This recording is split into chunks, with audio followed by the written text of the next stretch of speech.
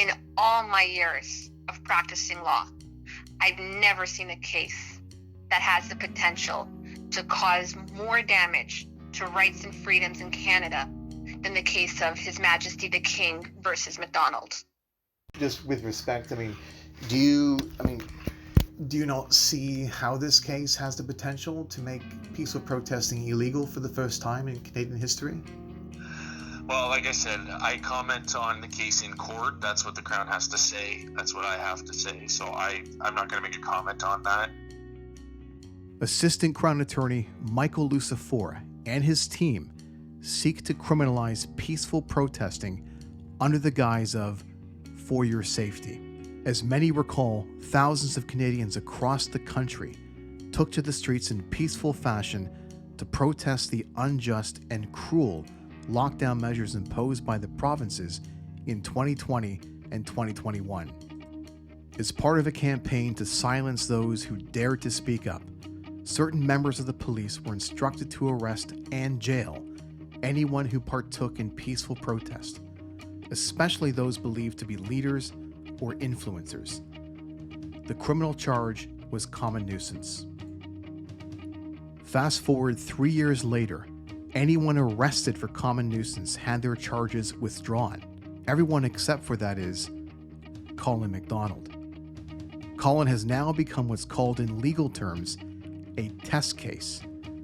The question now is, how far will the state go before anyone notices the true insidious nature of the Crown's appeal? To put things into perspective, if the Crown has their way, the police could arbitrarily arrest anyone who violates bylaws in the name of public safety. Whether those bylaws apply to the next variant, 50-minute cities, or the supposed climate crisis is anyone's guess. So where are we today? On January 3rd, 2024, in front of a reasonable judge, Cullen was acquitted of common nuisance. However, on January 16th, 2024, Cullen was found guilty for the exact same charge alleged on a different date. Justice DeFilippis' guilty verdict mirrored that of an amateur opinion piece and compared anyone who attended lockdown protests to that of Mr. Thornton, who in 1991 intentionally spread HIV to as many people as possible through blood donations. Yes, you heard that correctly. As for sentencing, Justice DeFilippis felt it was fitting that Mr. McDonald have a criminal record and pay $4,000 in victim surcharges. Odd, since there was no actual victims. To date, Mr. McDonald is appealing his guilty verdict, while the Crown appeals Mr. McDonald's acquittal.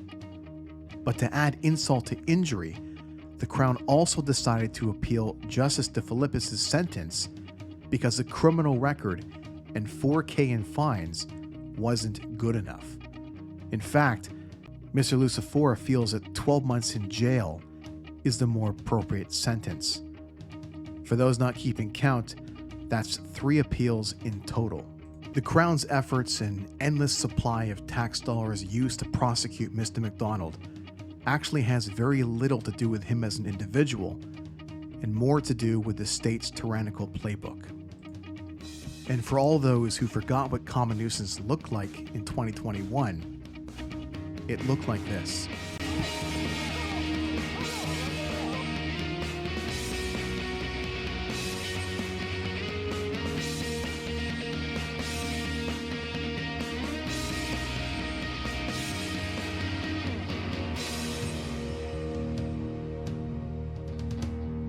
This is not a doom and gloom video.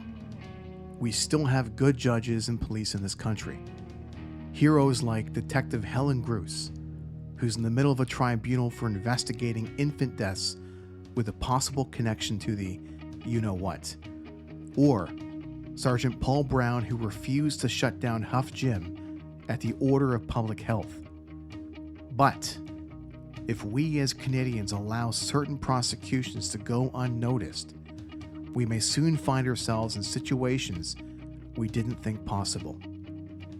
History has always shown that freedom dies in the dark.